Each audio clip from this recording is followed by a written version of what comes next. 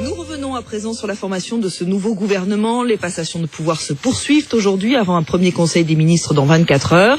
Alors comment ce gouvernement est-il d'ores et déjà perçu par tous ceux qui vont devoir discuter, négocier avec lui? Bonjour Olivier Bost. Bonjour Agnès. Et on commence par Bercy. Oui, car c'est le plus gros changement opéré lors de ce remaniement. La réorganisation en deux gros pôles, avec d'un côté les finances, la rigueur de l'Europe, les 50 milliards d'euros d'économie avec Michel Sapin. Et de l'autre côté, la relance et la démondialisation avec le Made in France d'Arnaud Montebourg. Le ministre de l'économie, du redressement productif et du numérique est plutôt bien accueilli par les entrepreneurs. Ils apprécient son dynamisme et sa force de persuasion, mais surtout sa connaissance de la réalité des entreprises. Guillaume Quéroux, le président du Club des entrepreneurs. C'est un homme de communication d'une part, et c'est un homme de terrain d'autre part. Il a effectivement permis au Made in France d'être reconnu à l'international. Et ça, Arnaud Montebourg, lorsqu'il défend certains industriels de petite taille, et bien finalement, il défend les entreprises telles qu'elles sont en France. 98% d'entreprises de moins de 20 salariés, et il ne s'adresse pas qu'aux entreprises du CAC 40, et ça, on ne peut que le saluer. Alors l'accueil est un peu différent à la Confédération de l'artisanat et des petites entreprises du bâtiment. Le président de la CAPEB, Patrick Liébus. Arnaud Montebourg a quelquefois des tendances à donner dans le théâtral.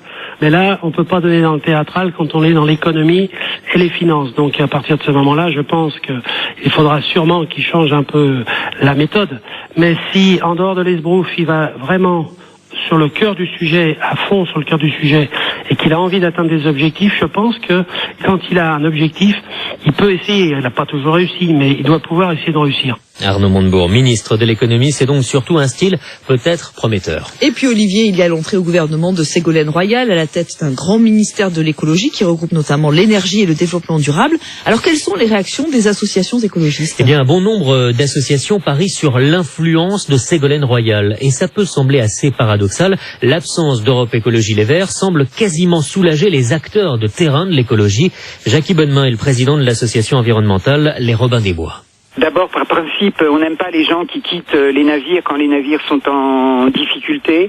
Et nous préférons, c'est notre préférence depuis très longtemps, parler directement à un membre de l'exécutif plutôt qu'à un satellite. Plus que la nomination de Madame Royal, c'est le fait que le ministère de l'écologie fait une remontée tout à fait spectaculaire dans la hiérarchie des ministères et que donc Madame Royal devrait avoir plus d'influence au sein du gouvernement que les trois ministres qu'on a subis en quelques mois. Et quand ça bloquera avec Manuel Valls, qui n'a pas franchement la fibre verte, eh bien les associations écolo pensent que Ségolène Royal aura une ligne directe avec François Hollande. Autre changement important de ce gouvernement, c'est l'arrivée de Benoît Hamon à l'Éducation nationale. Et les syndicats d'enseignants ne se disent pas franchement sensibles à l'étiquette gauche du PS de leur nouveau ministre. Christian Chevalier est le représentant de l'UNSA Éducation. Les enseignants attendent qu'il dise des choses sur la politique qu'il va mener, qu'il continue, comme l'avait engagé son prédécesseur, à rassurer, à redonner de la confiance aux enseignants.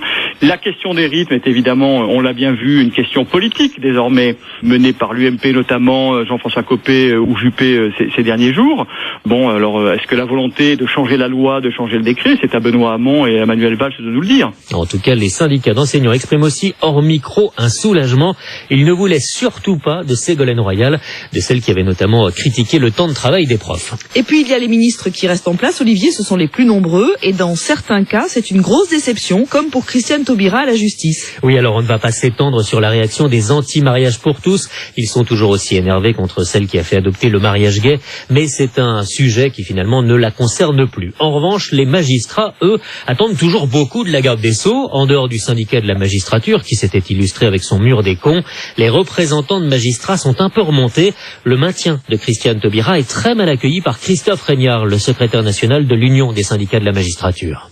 Il va falloir qu'il y ait un changement radical de ligne, d'attitude, de comportement, de gestion du dialogue social et qu'on sorte de la parole pour entrer vraiment dans la réforme de ce ministère parce qu'il en a grand besoin. Donc aujourd'hui, effectivement, on est un peu dubitatif par rapport à ce renouvellement de bail. Et ces magistrats plutôt classés de centre droit sur l'échiquier politique comptent sur Manuel Valls, le Premier ministre, pour faire bouger Christiane Taubira.